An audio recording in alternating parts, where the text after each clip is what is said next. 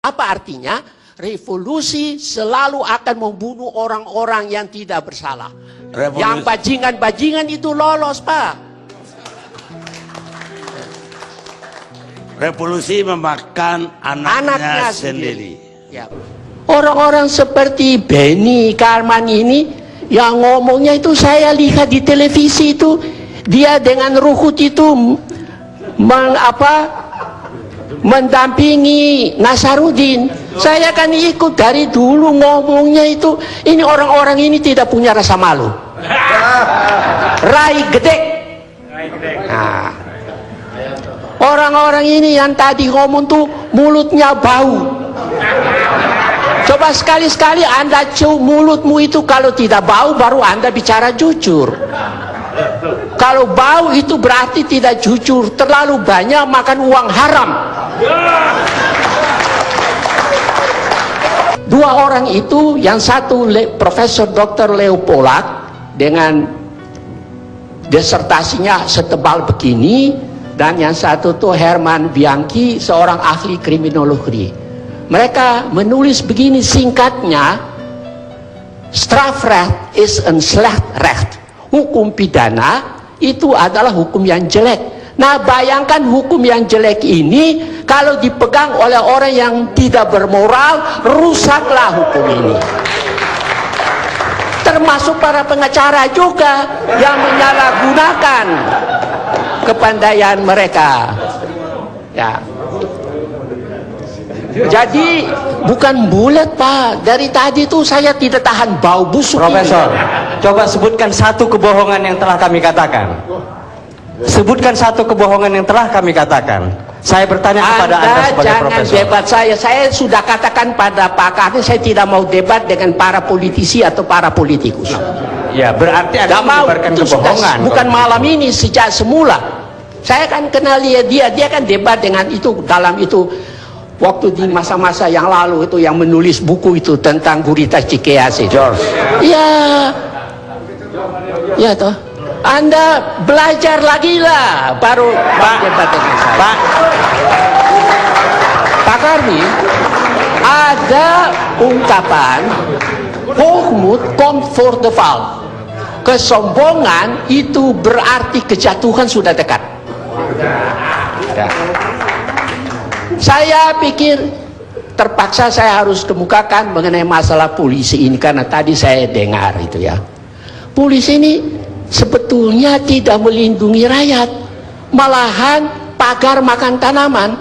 Contoh di Pamekasan, itu rumah milik seseorang, bertahun-tahun lamanya polisi tidak mau mengembalikan, meskipun Mahkamah Agung sudah memberi putusan enkracht van geweest, putusan mengikat. Di Medan, polisi seperti pagar makan tanaman, mengantar orang untuk mengusir si pemilik rumah. Saya berharap dua ungkapan ini didengar oleh Kapolri, ya toh, supaya, atau kalau dia mau dengar, gunting kumisnya dulu, kasih baik-baik. Begini Pak, ini sudah pukul 11, ya toh. Saudara Ruhut kan masih ingat, dia pernah bilang itu saya, tapi sudah pikun, nanti saya kirim ambulans. Ayo, betul apa enggak? Nah, lalu orang tanya kepada saya tapi jawabnya apa? Saya bilang tidak perlulah, orang seperti Ruhut itu kalau saya jawab, harga diri saya jatuh. Tetapi karena didesak, termasuk harga diri saya juga jatuh kalau ini nantang saya. Si Pohan ini orang Batak kan begitu kan. Saya hanya mau mengatakan kepada mereka, the twee praten als een kip zonder kop. Keduanya itu bicara seperti ayam tanpa kepala. Terima kasih. Oke.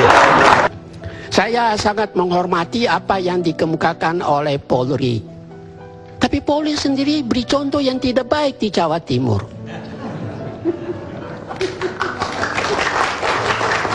Itu di Pamekasan yang saya masih baca di koran waktu tadi di Makassar. Ya dong. sudah diputus, mempunyai kekuatan hukum tetap, polisi tidak mau kembalikan barang itu. Ini saya kira kurang baik, meskipun ini soal kecil. Polisi supaya ingat, barang siapa yang tidak setia kepada perkara-perkara yang kecil, dia juga tidak setia kepada perkara-perkara yang besar.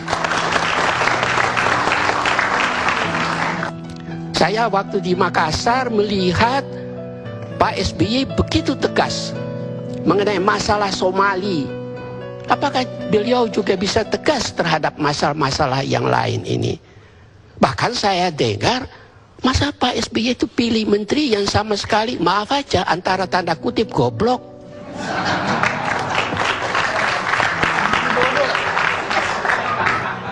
Saya khawatir penguasa kita itu seperti yang pernah ditulis oleh Barman, the frog in the kettle. Tatak di dalam panci, tidak ada air, dikasih air, dia duduk enak-enak aja, dibawa dipanasin. Ketika mau meloncat, sudah terlambat, matilah dia. Kan Pak Harto juga begitu, menyangka semua orang mendukung beliau macam-macam. Tiba-tiba ada juga Yudas Iskariot datang minta Pak Harto dan seterusnya, akhirnya jatuh. Dan setelah jatuh, maka orang-orang semua menghujat. Saya khawatir juga nanti sesudah tahun 2014 hujatan banyak juga kepada presiden kita sekarang ini. Saya berani meramalkan itu, Pak. Melihat gosip yang beredar di luar. Nah, saya tidak akan bicara panjang karena sudah banyak yang bicara. Saya kira kalau Mohtar Lubis masih hidup, ini SH semua ini termasuk S1, S2, S3, STLR. Itu mungkin dia akan bilang ini semua stomohonden semuanya. Ya, anjing goblok. Nah, gitu. Kalau ekonom, stomain, bebek goblok. Pak, saya hanya cuma mau minta dari yang mulia para anggota Dewan yang terhormat ini, daripada debat BBM, kenapa tidak bersama-sama dengan pemerintah mengkonkretkan pasal 33 itu, Undang-Undang Dasar 45, bangunlah pabrik minyak.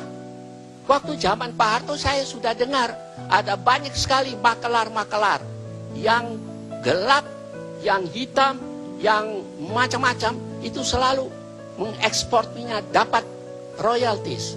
Kalau dimasukkan lagi, mereka dapat royalties.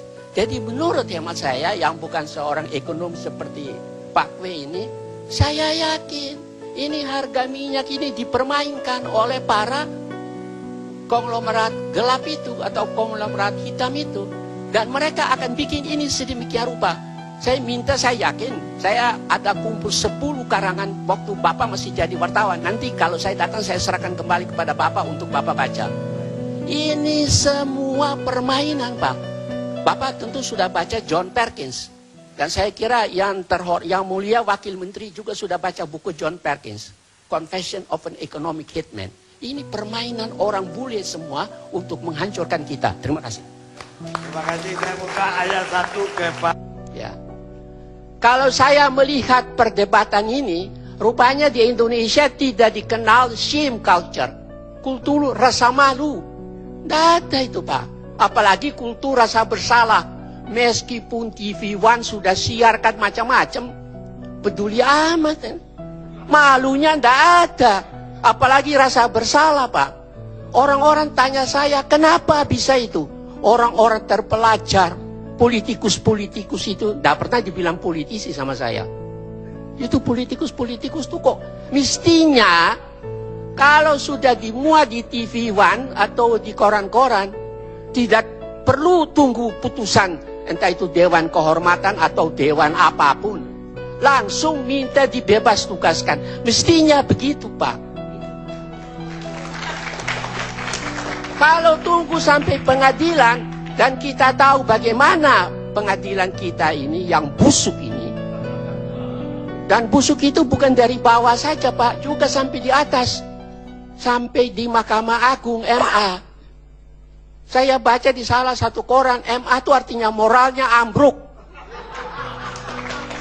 Kalau mengenai KPK, Pak, Bapak masih ingat saya katakan, kita sudah bikin fit and proper test untuk beberapa orang itu. Ya toh? Tapi sebetulnya